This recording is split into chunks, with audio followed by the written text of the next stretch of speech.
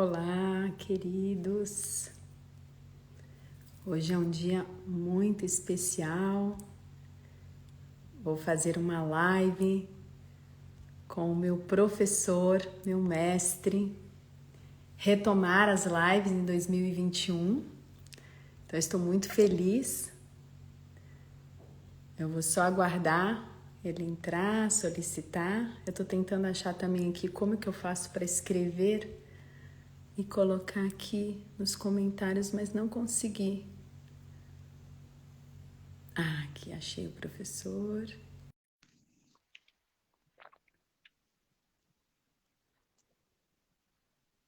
Vamos aguardar, ele está chegando. Aqui, boa noite, professor.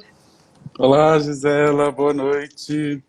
Boa noite, eu quero agradecer esse presente que o senhor está me dando de ter aceito o meu convite. Para mim é realmente uma honra, uma alegria enorme ter o senhor aqui apresentando para todos aqueles que me seguem e que de alguma forma foram tocados por esse olhar sistêmico. Então, ter o meu mestre aqui hoje realmente é um presente. Eu agradeço muito a sua presença. Imagina, Gisele, eu só um segundinho aqui, estou acabando de acertar uns Fique detalhes. à vontade, professor. Enquanto isso, o pessoal vai entrando. Só Eu um estava minuto. tentando também procurar aqui um lugar onde eu fixo um comentário, mas não consegui. Deixa eu ver aqui. Tá, eu tô aparecendo bem, é na posição? Tá muito torto? Como que tá aí para você? Não, tá bem. Estou conseguindo vê-lo bem. Agora estou tentando aqui ver se eu consigo fixar um comentário aqui, mas aqui, fixei. Pronto. Então, gente, já está aí o site do professor Renato, para depois, se vocês quiserem acessar, é um site novinho em folha, com todos os contatos e tudo mais do mestre. E, professor, então, podemos começar? Podemos, mas como eu estava falando e eu depois eu me interrompi na conversa, eu queria agradecer a você o convite. É sempre uma honra estar com você, uma delícia estar com essa energia linda que você sempre tem, amorosa, sorridente. Eu sempre recebo os convites e imediatamente meu coração se enche de alegria. Então, muito, muito obrigado, Gisela, pelo convite. E, claro, vamos lá, vamos lá. Obrigada, professor. Então, professor, quando eu fui pensar num tema, esse ele toca meu coração porque foi o primeiro módulo que eu fiz do seu curso de formação e foi um choque, porque eu sempre fui aquela pessoa que queria salvar todo mundo, que queria ajudar os meus pais, os meus amigos, aquela amiga para quem todo mundo pedia ajuda, pedia conselho, e eu me sentia muito bem com isso, eu me sentia importante com isso, eu achava que estava fazendo, né, o meu papel, e quando eu cheguei no seu curso, que eu vi como que era realmente uma ajuda eficiente, uma ajuda respeitosa, isso foi assim um choque para mim. E foi ali que eu decidi, sim, eu quero continuar fazendo essa formação, eu quero aprender tudo, porque eu sabia de alguma forma que algo ali não estava sendo feito certo, mas eu não tinha consciência. Então, para todos aqueles que nos escutam aqui, e tem pessoas que não conhecem as ordens da ajuda, eu queria que o senhor nos explicasse um pouquinho dessas regras que Bert Hellinger nos trouxe e que falam exatamente de como fazer uma ajuda que seja respeitosa e consciente e eficiente. Uhum. Sim, é, esse é um tema, Gisela, extremamente importante, porque na verdade as pessoas que amam querem ajudar as pessoas amadas, sejam elas as famílias, sejam os parceiros, sejam os amigos ou até mesmo pessoas com quem você tem uma grande empatia. Portanto, é intrínseco do amor uma necessidade de ver as pessoas que a gente ama bem, né?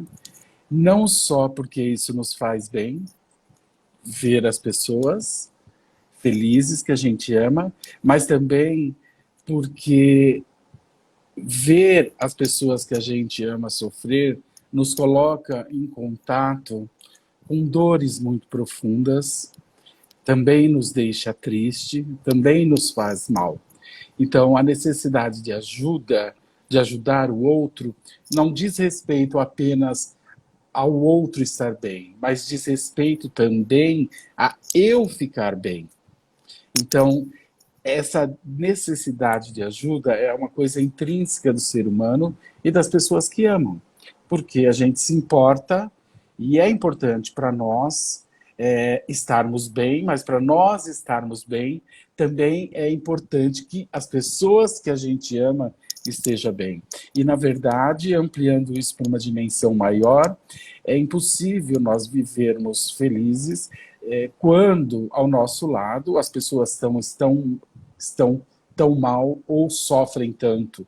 Portanto, é intrínseco do amor, é intrínseco do ser humano, na busca pela felicidade, na busca pela harmonia, pelo bem-estar, estarmos vivendo e nos relacionando com as pessoas bem ao nosso lado. Porém, esse desejo e essa necessidade, esse esforço em tentar ajudar as pessoas, na maioria das vezes, leva as pessoas a não só trazer mais conflitos nas relações, como também me leva a vivenciar sentimentos de fracasso, sentimentos de impotência, porque na maioria das vezes, quando eu tento salvar as pessoas, quando eu tento tirá-las daquela circunstância e daquela situação, a primeira reação que o outro tem é que o outro me afasta, é que o outro se nega a aceitar isso. Portanto, nesse movimento de querer ajudar o outro, né, eu não estou falando agora aqui de uma questão terapêutica ou como terapeuta, estou falando aqui nas nossas relações do cotidiano. Então, nesse movimento de querer ajudar o outro, nesse movimento de querer salvar o outro de uma situação ou de algo difícil que o outro esteja vivendo, na maioria das vezes nós lidamos de uma forma muito desrespeitosa. Na maioria das vezes, nós invadimos um espaço que é do outro. Na maioria das vezes, nós não conseguimos ver realmente o outro e entender aquilo que ele vive e muito menos termos respeito por aquilo que ele está vivendo. Então, por exemplo, quando uma pessoa perde alguém, né? Vou dar um exemplo, começar dando um exemplo bem simples. Quando uma pessoa perde alguém muito querido, ela está triste. E quando eu quero ajudar essa pessoa falando que ela não deve ficar triste, ou que ela não deve chorar, ou que ela deveria aceitar, eu não estou respeitando o tempo dela. Quando nós perdemos alguém, é muito importante que uma pessoa passe por um processo de luto. E a tristeza nisso é a forma como ela expressa esse amor nessa despedida. E quando ver o outro triste me incomoda, eu não estou querendo fazer algo pelo outro, eu estou querendo fazer algo por mim, porque me incomoda ver o outro triste. Mas o que tem de errado de uma pessoa que acabou de perder alguém importante estar triste? O que tem de errado essa pessoa passar, às vezes, por alguns meses muito triste, vivendo o luto dela?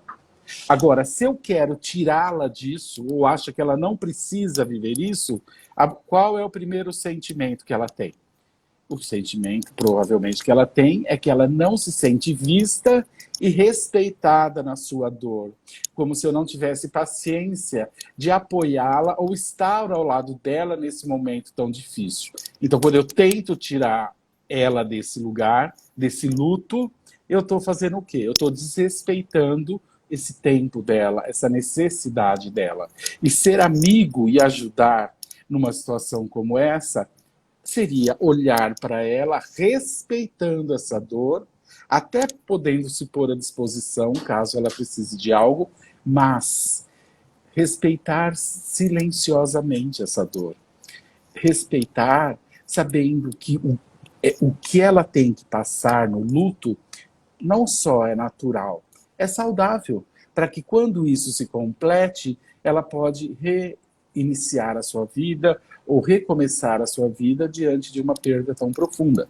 Então, isso é um pequeno exemplo de uma situação onde, às vezes, eu quero atirar a pessoa de uma dor, sendo que viver aquela dor é o certo para ela, e ela não quer sair daquilo. Ela precisa viver aquilo, porque é nesse luto que se completa essa despedida, e essa despedida numa perda se expressa através dessa dor. E esse luto não tem a ver também só com uma perda de alguém que morreu. Eu falo de perdas, por exemplo, de um namoro, de um casamento que se desfaz, de um namoro que acaba, de uma perda significativa profissional, né, que a pessoa às vezes está num trabalho há muitos anos e perde esse trabalho.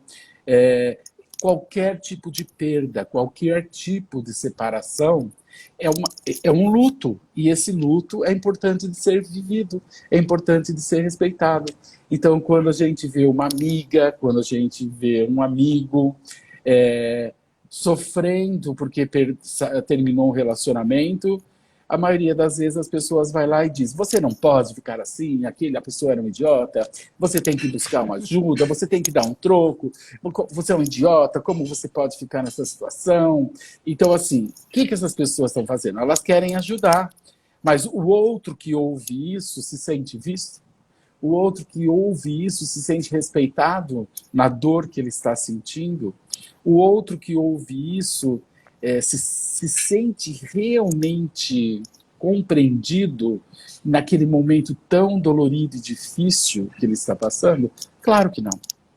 Né? É preciso aceitar, né, professor? Aceitar a situação do outro. Aí é que está, exatamente. O Bert, ele escreveu um livro sobre isso, né, que é As Ordens da Ajuda.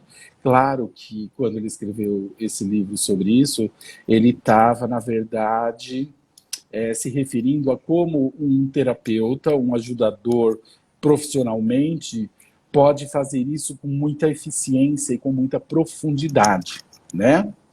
E então isso foi escrito para ajudar os ajudadores a fazer o seu trabalho profissionalmente com profundidade, com eficiência. Mas isso se aplica também a todas as relações. E essa é uma das primeiras ordens, né, que ele descobriu nesse processo de ajuda, que antes de mais nada, eu devo estar de acordo ou me submeter à circunstância que a pessoa se apresenta. Ou seja, na prática significa aceitar que o outro está passando por um momento difícil. Não tentar tirar ele disso. Respeitar que se ele está vivendo uma crise, seja ela qual for, em qual âmbito seja, aquilo é certo, aquilo é importante para ele. Aquilo faz parte de um processo de aprendizado, aquilo faz parte de um processo onde ele não tem como se esquivar daquilo. Seja por uma perda, seja por uma dificuldade, seja por uma crise. Então, essa é uma das leis, uma das ordens que o Bert descobriu de quando nós queremos ajudar uma pessoa. A primeira coisa, eu não tento tirar a pessoa daquela situação. A primeira coisa é eu olho para essa pessoa e eu me submeto, eu aceito que ela esteja naquela circunstância e que por algum motivo, que na maioria das vezes eu não sei qual, e às vezes nem mesmo a pessoa sabe, mas por algum motivo está certo. É algo inevitável. E toda crise, como nós sabemos, é o prenúncio do novo. Toda crise, toda separação, todo sofrimento é o prenúncio de que um ciclo está se encerrando e um novo ciclo está a caminho. Um novo ciclo pode surgir ou está surgindo. Então, toda crise, toda dificuldade representa esse momento, representa esse prenúncio. Por isso que o Bert, ele compreendeu que para a ajuda efetiva nas relações, antes de mais nada, eu preciso respeitar a crise como uma coisa positiva, como algo que vem para trazer mudanças na vida dessa pessoa, trazer novas perspectivas, novas possibilidades. Então, nós começamos por aí, entendendo que está certo tudo aquilo que as pessoas vivem por algum motivo. Portanto, de cara, eu já não devo me preocupar com isso. Então, aí você poderia me perguntar, bom, mas espera aí, mas e se a pessoa está passando por um problema de uma doença, ou com vícios, ou com tudo? Bom, isso também faz parte. Tanto os sintomas como as doenças, elas representam uma crise no campo físico e que, em última instância, também representam uma possibilidade de mudança e de transformação. Então, em todas as circunstâncias, eu me submeto a isso, antes de mais nada. Esse é o primeiro passo para ajuda eficiente, para ajudar com efetividade. Professor, eu desativei aqui momentaneamente os comentários que muita gente estava pedindo para poder enxergá-lo, mas antes de fazer isso, eu vi duas pessoas perguntando em relação ao luto, que foi um exemplo muito bom que o senhor trouxe.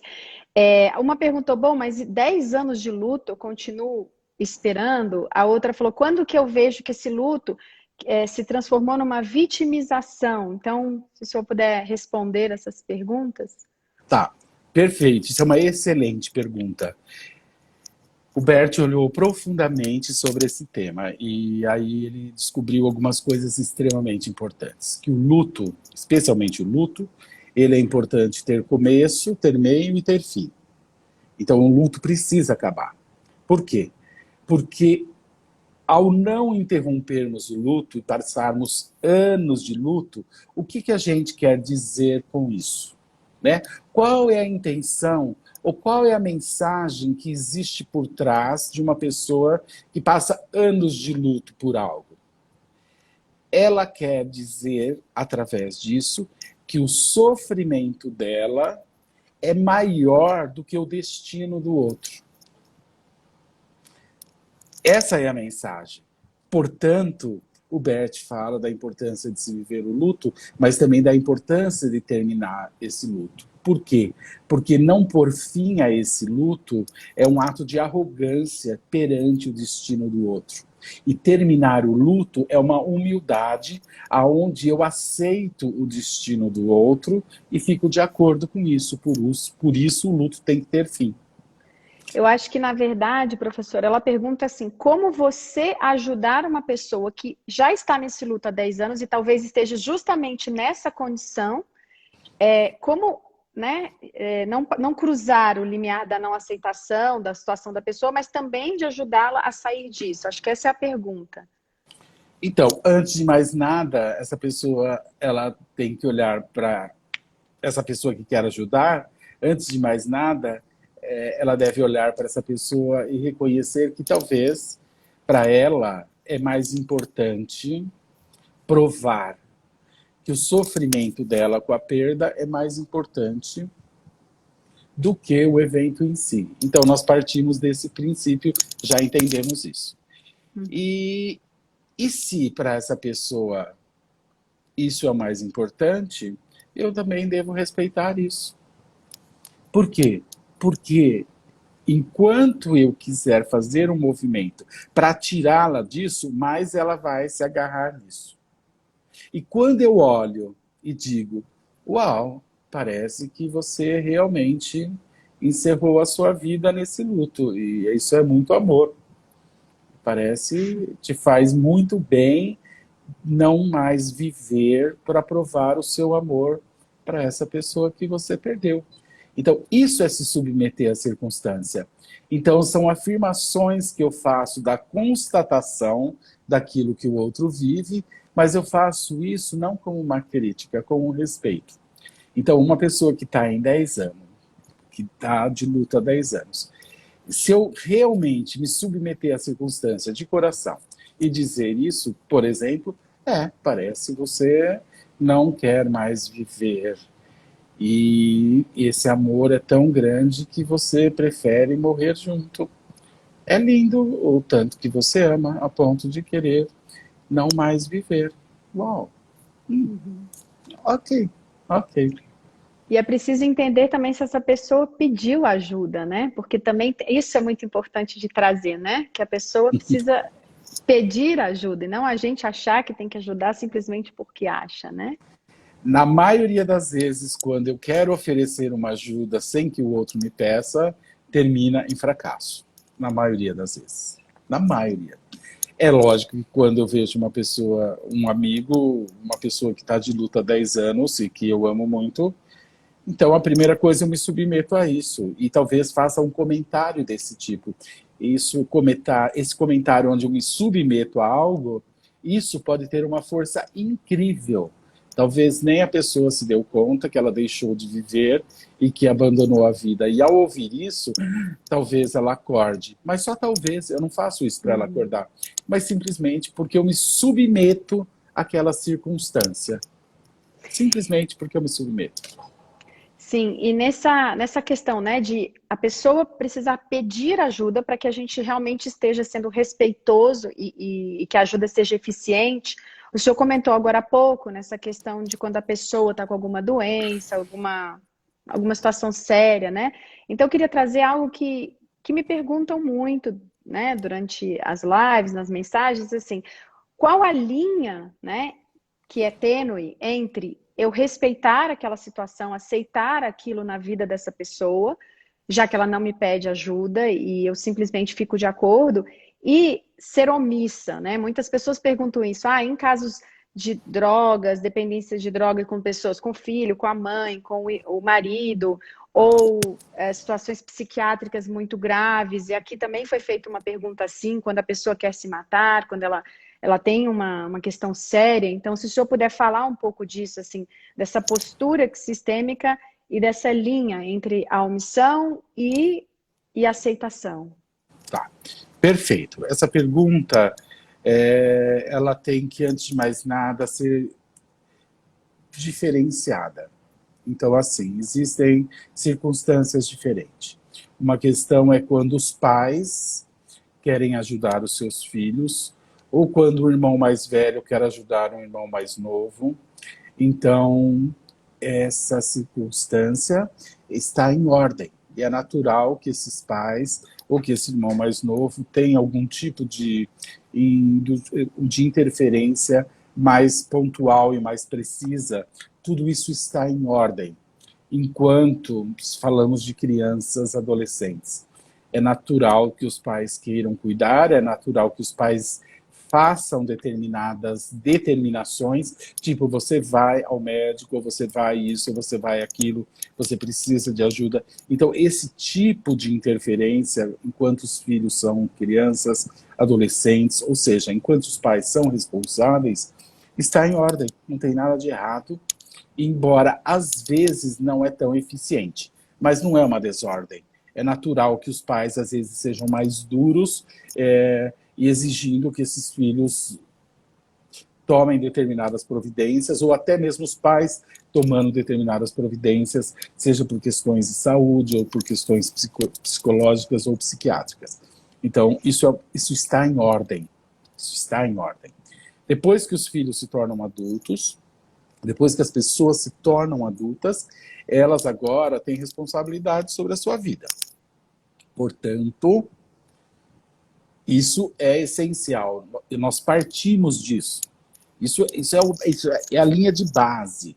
Depois que todos nós nos tornamos adultos, nós somos responsáveis pela nossa vida e nós temos o direito de fazer o que é certo, ou o que a gente acha e julga ser certo da nossa vida.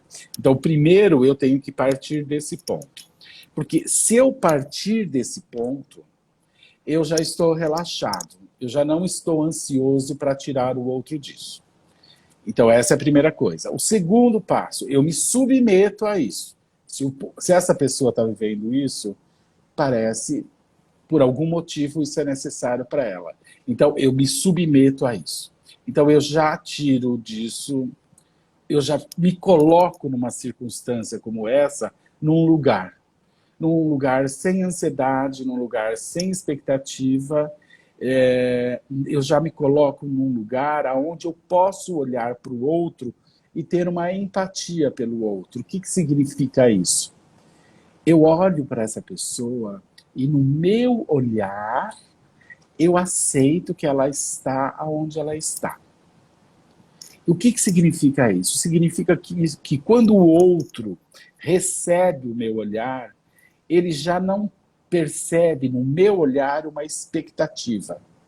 Ele já não tem uma expectativa. Ele não sente que eu tenho uma expectativa sobre ele para que ele saia disso. Essa é a primeira coisa. E como que nós sabemos o efeito disso? A epigenética, ela explica isso, ela já provou isso muito profundamente. Ou seja, o meu olhar influencia no estado geral do outro. Então, a forma como eu olho para o outro, imediatamente traz reações dentro da outra pessoa. Então, quando eu olho para o outro com uma preocupação, quando eu olho para o outro não aceitando que o outro esteja ali, o outro recebe um olhar, o meu olhar de desaprovação, o meu olhar de não aceitação daquilo que ele está e de onde ele está vivendo aquilo. Então, imediatamente, o outro se fecha, porque ele não se sente visto, ele não se sente respeitado. Então, no momento em que você olha calmo, serenamente, sem intenção, o outro não se sente mais só nesse lugar onde ele está. E aí sim começa a ajuda afetiva, porque agora o outro se sente visto na sua dor, na sua dificuldade, na sua limitação. E, portanto, o seu olhar já está ajudando. O seu olhar faz com que o outro não se sinta mais só naquele lugar. E muitas vezes, ao perceber isso, o outro já ganhou força, porque ele já não se sente mais só, ele já se sente respeitado, ele já se sente visto.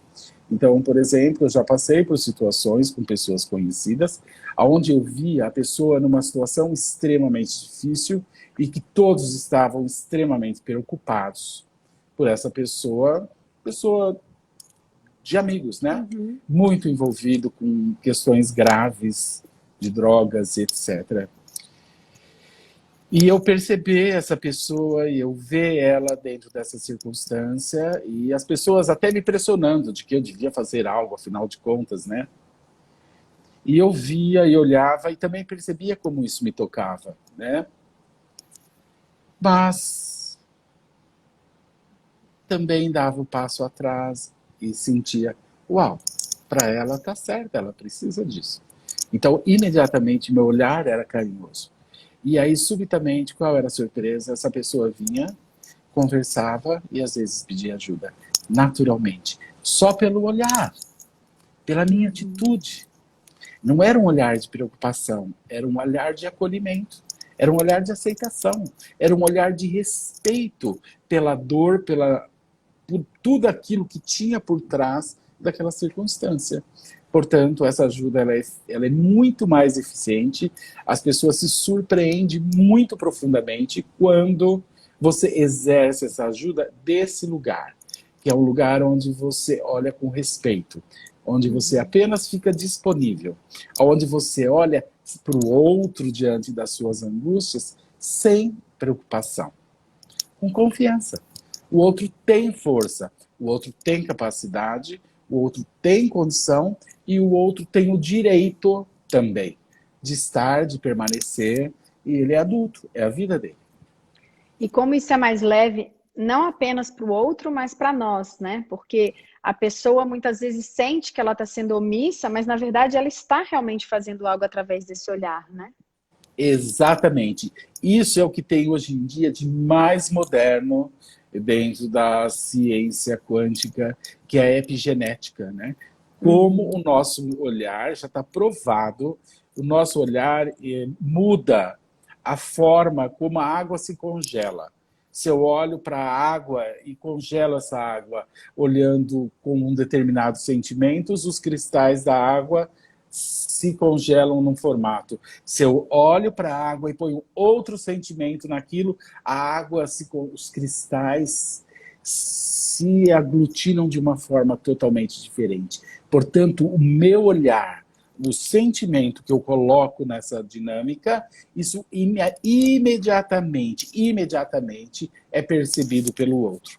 E a Sim. preocupação é aquilo que mais enfraquece o outro. Quanto mais eu me preocupo com alguém, mais eu enfraqueço essa pessoa.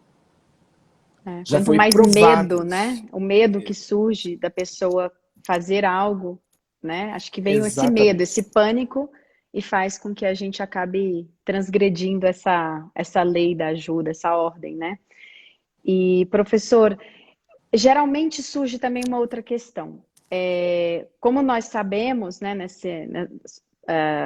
em função das ordens da ajuda, do livro do Bert, nós não devemos aceitar que o outro nos coloque numa posição de pai ou mãe, de salvador. E o que surge de questionamento é o seguinte: muitas vezes nessa postura que nós tomamos, nesse centramento e nesse limite que nós colocamos de não aceitar esse lugar, muitas vezes essa pessoa se torna violenta, abusiva, agressiva, porque não aceita, né, essa nova postura. Então, muitas vezes a gente se vê diante de um distanciamento natural para que esse respeito sobreviva. E aí vem um outro questionamento. Qual o limite, né? Também como que é o limiar entre esse afastamento e a exclusão? Porque nós sabemos que também não podemos excluir essa pessoa. Então, como lidar com essa questão?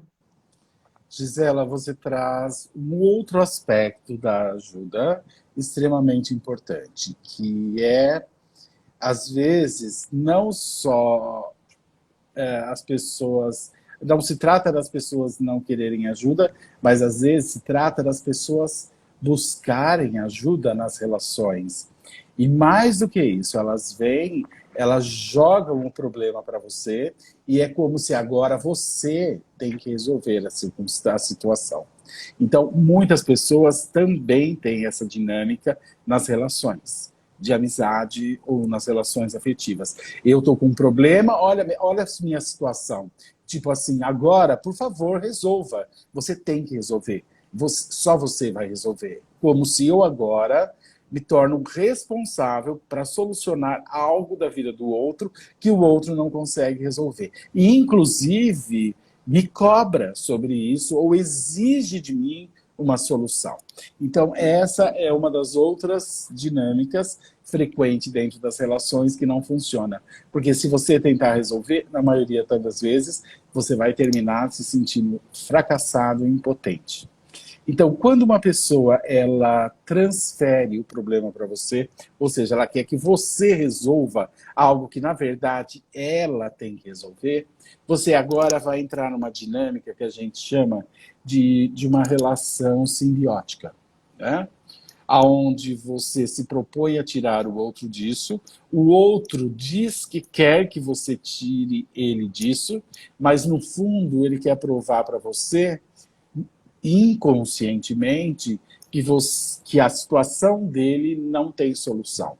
Portanto, você vai achar um monte de soluções, ele no fundo não vai aceitar, e se ele aceitar, ele finge que aceita, só para no final as coisas não darem certo, e depois ele provar para você como essa pessoa ele é um coitado, ou como você, para você ver mesmo como você não consegue resolver o problema dele.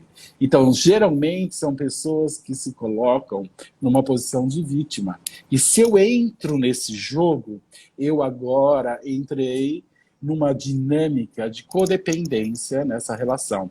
E isso é altamente doentio.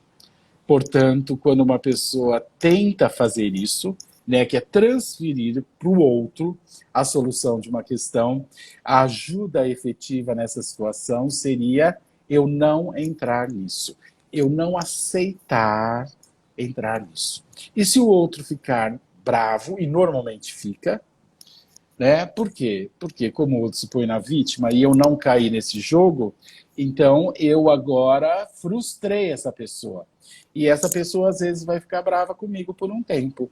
E aí eu vou me afastar. Porque ela vai me afastar. E tá bom. Então qual é o limite aonde eu não excluo essa pessoa?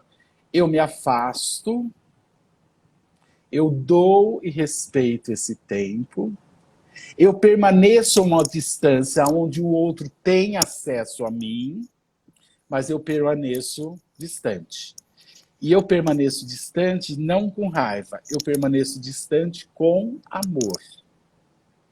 Então, eu estou a uma distância onde o outro pode buscar uma ajuda legítima, pode vir até mim novamente, e eu não faço esse movimento de ficar procurando o outro, eu respeito esse distanciamento e permaneço aberto com amor, sabendo que ele precisa desse tempo, e que nesse tempo muitas coisas vão estar amadurecendo, e ter tido aquela minha negativa foi talvez um choque para a pessoa, e é isso que põe ela em movimento e muitas vezes tira ela dessa posição de vítima, que na maioria das vezes as pessoas que estão nessa posição de vítima, elas buscam uma ajuda, mas lá no fundo elas não querem ajuda, elas querem provar como elas estão certas e como o mundo, as outras pessoas estão erradas e que coitada dela. Então, se eu não entro nisso, é lógico que eu vou frustrar. Certo? Sim, com certeza. Mas então esse limite é isso, eu permanecer a uma distância onde o outro tem acesso, mas eu olho com respeito, com amor. E permaneço disponível com amor, sem criticar, sabendo que ela precisa desse tempo. Sim. Professor, eu vou avisar as pessoas que eu vou agora ativar os comentários, porque também eles precisam fazer as perguntas, né?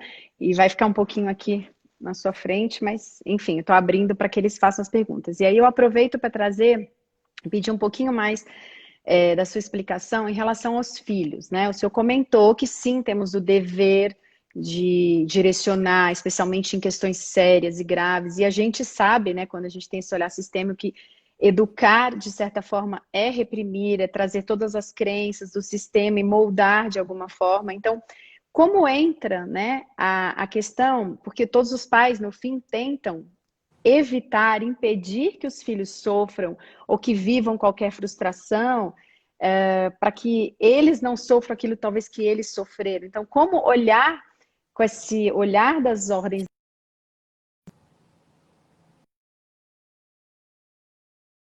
Eu sumi, deu uma falha aqui. Sumi, professor? Deu uma falhinha, mas já voltou. Então, como aplicar então para os filhos, e aqui eu estou falando de filhos menores, né? Nessa educação, como aplicar essas ordens da ajuda nesse sentido? Tá. Então, agora falando de pais e filhos, nessa dinâmica da ajuda, então, aí a gente precisa fazer uma diferenciação entre o pai e a mãe, né? A mãe gosta de ajudar de um jeito, via de regra, e o pai gosta de ajudar de outro jeito. Via de regra, é natural do feminino o acolhimento e tirar todas as pedras do caminho, para que o filho tenha uma vida fácil e que ele possa florescer e crescer e não passar por um problema. Então, a mãe, via de regra, quer tirar todos os problemas da vida de um filho.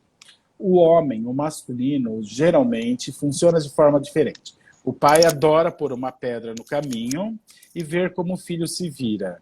O pai adora ver um filho cair e depois ele se levantar. Então, o masculino e o feminino lidam com a ajuda, antes de mais nada, de forma um pouco diferente. E é exatamente essa diferença, nessa forma de lidar com a ajuda dos filhos, que permite que esse filho amadureça. Por quê? Porque muitas vezes a mãe acolhe e na maioria das vezes o pai frustra. E a frustração, a gente sabe, é uma das formas mais eficientes para trazer amadurecimento para uma pessoa, mesmo na infância. Então, a educação, ela é um processo necessário. Por quê? Porque a educação, ela tem, em última instância, a finalidade de preparar a criança para uma vida adulta. E a criança, ela vive uma vida muito fantasiosa. A criança, ela vive uma vida onde ela não tem noção de como o mundo funciona. Então, como que nós preparamos uma criança? Através da educação, através de uma formação. E toda a educação, essa formação, em última instância, ela consiste em frustrar a criança. Ela consiste em trazer uma realidade para a criança que ela não conhece. E sempre isso chega através de uma frustração. Por quê? Porque ela vai ter que sair do seu mundo fantasioso e se relacionar com a vida e com a realidade como ela realmente é. Então, é natural para uma boa educação que os pais frustrem os filhos com amor. E é claro que os pais que não querem frustrar os filhos com amor, eles não trazem uma boa educação para os filhos. Por quê? Porque esse trabalho que eles não estão fazendo com amor, a vida vai fazer sem amor. Porque a hora que ele for para a vida e ele tiver que se relacionar com as frustrações, ninguém vai frustrar essa pessoa com cuidado. As frustrações vão ser totalmente impactantes. Portanto, é muito importante os pais saberem que frustrar os filhos com amor é uma das formas mais eficientes para esses filhos amadurecer. E faz parte dessa frustração, às vezes, os pais serem duros e estabelecer esses limites de forma muito concretas. Pais que têm dificuldade de frustrar os filhos não conseguem estabelecer esses limites. E, portanto, eles não são filhos frustrados, porque esses pais não frustram, mas são filhos sem limites, e esse sofrimento vai vir em algum momento e vai vir de forma muito pesada. Muito pesada. Sim, professor, temos uma pergunta aqui, que é da Juliana. Uma pessoa com um quadro de demência, onde os filhos apresentam dificuldades em cuidar, como os irmãos dessa pessoa podem ajudar? Os irmãos da pessoa com demência? Sim, pelo que eu entendo, os filhos não conseguem cuidar dessa pessoa, não sei se são menores ou se tem alguma questão que as impede, e ela quer saber como que os irmãos podem ajudar essa pessoa com um quadro de demência. Bom, se eu entendi bem, é como eu ajudar um irmão que está com quadro de demência, quando os filhos não conseguem ajudar, é isso? Se Acredito for que sim. isso, é isso que eu estou entendendo. Bom, e é natural, se os filhos não conseguem ajudar, que um irmão assuma essa responsabilidade. É natural que um irmão cuide de outro irmão sobre certa circunstância. E realmente, para alguns filhos, às vezes é difícil cuidar desses pais, também pelo envolvimento emocional e pela imaturidade.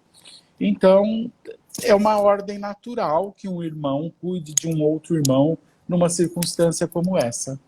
E então não teria problema nenhum essa pessoa fazer isso, né? Assumir a dianteira nisso.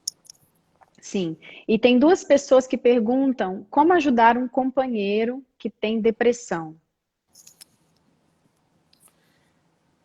Eu vou ser um pouco redundante, mas a primeira coisa é, de novo, saber que se ele vive isso, por algum motivo está certo. Então, a primeira coisa é me submeter à circunstância, é aceitar isso, é olhar para ele com amor, é se pôr à disposição e respeitar que no tempo certo, e especialmente se ele se sentir realmente visto na sua dor e respeitado, em algum momento essa pessoa vai pedir ajuda. Vai pedir ajuda do tipo, você pode me ajudar a marcar um médico, você pode me ajudar. Então, eu respeito e me mantenho naquela distância, aonde o outro tem acesso a mim e eu permaneço ali de forma amorosa. Essa é a melhor Sim. forma. E algumas pessoas perguntaram, e os adolescentes, né? Quando o senhor estava explicando sobre os filhos e tudo, e uma pessoa diz, minha filha vai fazer 18 anos e não quer estudar e nem trabalhar. Enfim, acho que essa questão da adolescência, acho quando que está o limite onde você deve, na verdade, aplicar já essas ordens ou não? Os adolescentes são maravilhosos, quanta energia linda, eu adoro estar com eles, eles são incríveis. Mas também eles têm uma ilusão sobre a vida, né? E E a gente começa frustrando, né? Normalmente, quando um filho não assume determinadas responsabilidades equivalentes à sua idade, e via de regra significa que às vezes eles não amadureceram ainda o suficiente para aquela idade. Significa que eles ainda não foram frustrados o suficiente. Então, via de regra, se ajuda quando a gente começa a frustrar, né? Quando a gente começa a dar liberdade, dar responsabilidade e as coisas têm consequência, né? Isso quando não existe problemas maiores por trás ou quando não se trata, quando o tema é esse mesmo, faltou limite, né?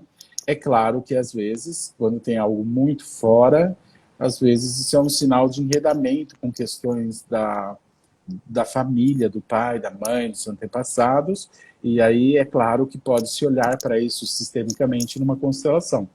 Mas quando não foge muito do normal, às vezes só faltou mesmo frustrar um pouco mais, para ele amadurecer. Está faltando amadurecer.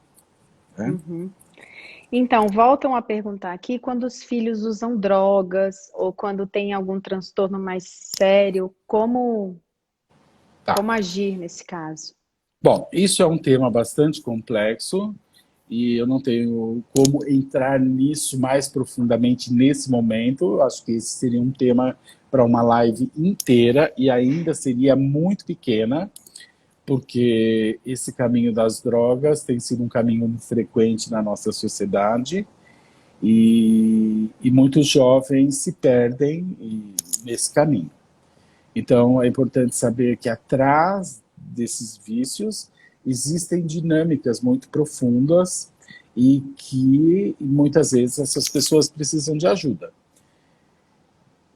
Então, de novo, se um pai, se esse filho é menor ou se ele está por volta de 18, 20 anos, ou às vezes essa pessoa está num nível tão profundo, né, de envolvimento com drogas, que às vezes esses pais eles vão ter que ter uma ação mais incisiva e às vezes até mesmo muito frustrante. Eles vão ter que ter uma ação de impacto, né? Ou seja, eles vão ter que ter uma ação, especialmente se esse filho está num nível onde de alguma forma ele perdeu a condição de tomar decisões, de tão drogado que ele está. Então aí não existe outro caminho que não seja os pais fazer uma intervenção drástica. E, de novo, vai ser uma grande frustração para o filho, mas aí não tem outro jeito. Aí não, simplesmente não tem outro jeito. É um movimento de impacto. Mas nós não fazemos isso com raiva, nós fazemos isso com amor. Nós fazemos isso com uma dor no coração e sorrindo para esse filho, com amor. E alguém perguntou aqui na caixinha também como fazer no caso de um parente, acredito que pai ou mãe, que não quer se submeter ao tratamento do câncer. Então, talvez fosse legal falar no geral, né? Quando os nossos pais, agora, por exemplo, na pandemia, muitas pessoas me perguntavam, bom, mas meus pais não querem usar máscara e saem por aí, né? Como lidar com pais que resolvem ter comportamentos que talvez tragam algum risco, alguma coisa. Então, como ajudar, como se portar? Eu vou ser novamente redundante. Os pais têm direito de morrer. É um direito deles, é a vida deles. E quando nós olhamos para isso e um pai não quer fazer um tratamento de câncer ou não quer usar a máscara, o primeiro passo, eu me submeto a isso. E qual é a mensagem por trás disso? Eles querem morrer. Então, quando eu me submeto à circunstância, e muitas vezes eu até expresso isso, mas faço isso com amor e com respeito, às vezes isso põe algo em movimento dentro do outro. Então, se eu vejo minha mãe que tem um câncer e não quer passar por nenhum tipo de tratamento, a mensagem por trás dela, por trás disso é: para mim tá bom, a vida para mim tá bom, e já tá bom, e se eu morrer tá certo assim. Então, numa circunstância como essa, esse filho olha para essa mãe, entende que para ela não vai se matar, mas também ela não faz muita questão de viver, então a realidade é que ela quer morrer. Então, nessa circunstância, eu posso simplesmente olhar com amor para minha mãe e dizer: mãe, realmente você me deu tudo. Realmente você foi uma mãe maravilhosa. E eu sou muito feliz de ter tido você como minha mãe. E eu sinto que você não quer, não tem mais interesse pela vida. E que talvez a vida para você seja bom que acabe. E eu olho para isso com respeito, mãe. Você não me deve nada, é sua vida.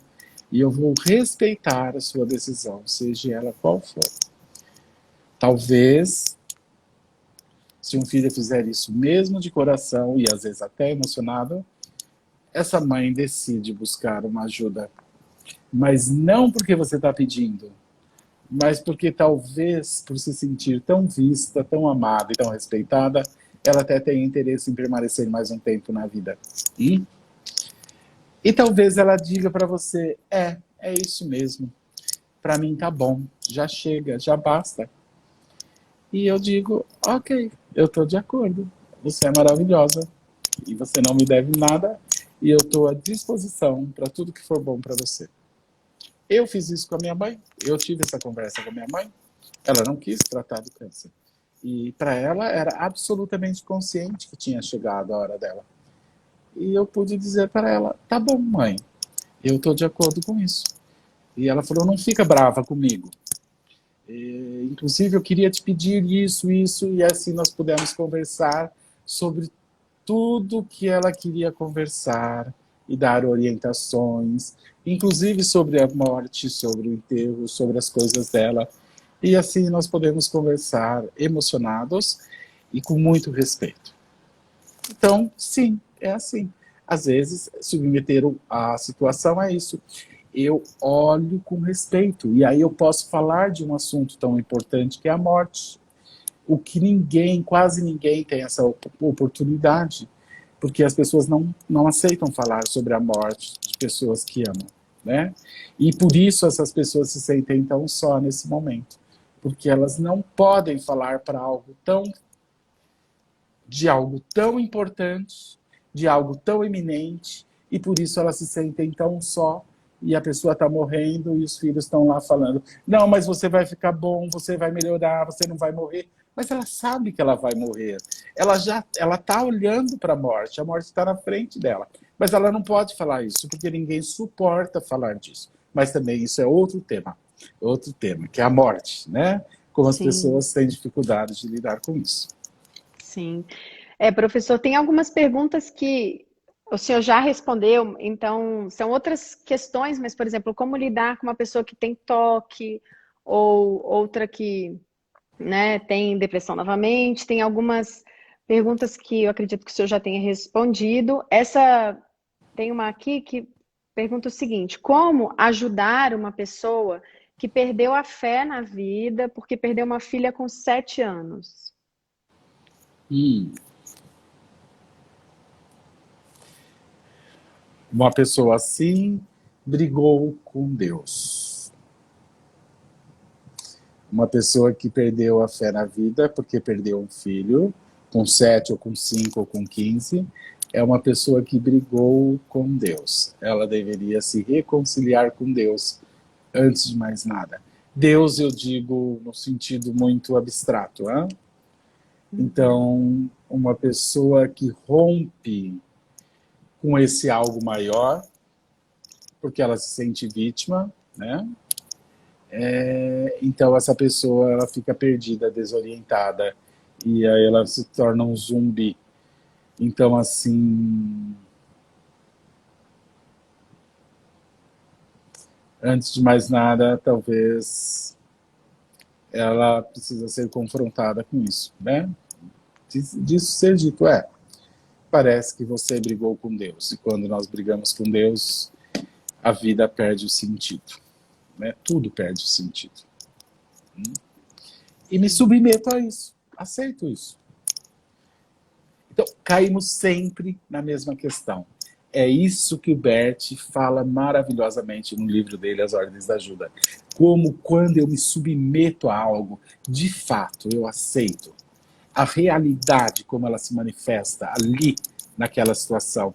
E eu fico de acordo com isso, eu sorrio para isso, a força que isso tem. E como isso movimenta algo profundo dentro do outro. Porque aí o outro não está mais só. O outro se sente visto. E aí sim o outro ganha força. Porque nas situações difíceis nós nos sentimos muito só, não vistos, não compreendidos, não aceitos. E é um lugar de muita dor, de muita solidão. Não importa que situação. E quando alguém nos vê, até quando alguém que quer morrer, ou que quer se matar, se sente visto na sua dor, na maioria das vezes elas perdem o interesse pela morte ou por se matar. Simplesmente porque agora elas não estão mais só. Simplesmente porque agora elas se sentem vistas, compreendidas, respeitadas. E que alguém que se sente visto, compreendido e respeitado, inicia-se ali um processo de cura, um processo de transformação. Porque não está mais só. Agora ele volta a ter esperança. Mas entende da importância de eu me submeter à circunstância? E me submeter à circunstância, se submeter realmente. É eu poder falar sobre a morte, eu poder aceitar. Eu poder falar com o outro sobre a morte. E às vezes, surpreendentemente, as pessoas mudam de ideia. Eu vejo isso acontecer com muita frequência. Muita frequência. E como é difícil, né, professor, olhar para tudo isso e estar nesse lugar centrado, e porque, claro, o senhor já tem mais de 20 anos nesse caminho, mas eu muitas vezes me pego por amor, e a gente sabe que tudo é por amor, querendo ajudar, querendo salvar, e eu volto, me centro. Então, eu acho muito linda a sua frase que diz que tudo é amor que quer ser purificado. E nós vamos chegando aqui no finalzinho dessa live, infelizmente, temos 4 minutos. Então, normalmente quando alguém vê uma live dessas, pergunta, bom, e como eu faço? Eu adorei esse olhar sistêmico, eu quero muito levar o meu companheiro, o meu pai, minha mãe, querer quase agarrar e levar para esse caminho, né? Então, queria que o senhor deixasse aqui uma resposta para isso, porque isso é recorrente. Assim, como eu faço para abrir os olhos dessas pessoas? Bom, existem às vezes vários caminhos. O primeiro é que eu não chego dizendo para o outro algo que o outro deveria fazer. Eu chego e conto algo que aconteceu comigo. Eu compartilho algo que eu descobri sobre mim e o quanto foi incrível e o quanto você descobriu a partir de uma vivência algo tão revolucionário que mudou a sua vida. E como existem coisas por trás que a gente nem imagina. Então, se você contar entusiasmado por uma pessoa sobre algo que mudou profundamente a sua vida, você nem precisa falar para essa pessoa que ela deve procurar isso. Talvez ela por si só se interesse em saber o que é isso. Agora, se você chega dizendo que a pessoa tem que fazer algo, ela de cara diz, não, não tem, não tem. Ela já é imediatamente, quando eu digo você tem que, o outro diz imediatamente, internamente. Mesmo que ele fala sorrindo, tá bom, eu vou, internamente ele está dizendo não, eu não vou. Então, se você quer realmente ajudar uma pessoa mostrando esse caminho, então compartilhe uma coisa que foi transformadora para você sobre isso. E talvez no final, nem precisa dizer nada, talvez o outro fale assim, nossa, mas como assim? Tem sempre, se você quiser ir conhecer, vamos lá, eu te mostro, sem compromisso, por favor, você vai conhecer. Para mim foi maravilhoso, mas por favor, talvez para você isso não seja tão interessante. Até tire a pressão, dê ao outro essa liberdade. Então, realmente, e geralmente isso funciona bem melhor. Sim. Professor, muitas pessoas comentando, agradecendo, falando que querem mais, que querem uma live sobre luto, enfim, muitos comentários, muitas perguntas já repetidas e outras sobre outros temas. Então, eu quero agradecer de coração a sua presença, o seu tempo, os seus ensinamentos que são sempre tão sensíveis, tão amorosos. e deixar a palavra para o senhor, para se despedir. Ah, tantas coisas que poderia falar sobre esse assunto e como esse assunto tangencia em tantos outros assuntos tão importantes.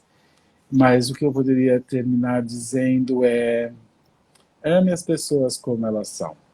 Existe sempre um bom motivo por trás de tudo aquilo que todos vivem.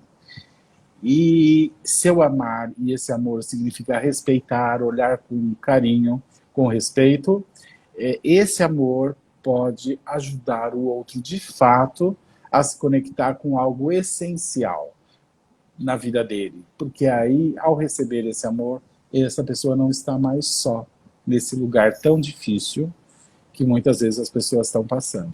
Portanto, a qualidade mais profunda do amor é o respeito, a aceitação. E, portanto, amar de forma ampla é amar com esses elementos, com respeito, com aceitação. E saber que o outro tem o tempo certo, saber que o que o outro vive também está certo para si, e que mesmo que eu não entenda, na hora certa. A minha confiança, o meu amor que confia no outro, leva ao outro uma força profunda e esse recebe essa força. Então essa força vai dessa aceitação e desse respeito. Portanto, olhe com confiança para uma pessoa quando ela está passando por algo difícil. Ela se transforma, ela fica forte. Então essa é a minha mensagem para nós encerrarmos esse bate-papo delicioso com você, Gisele.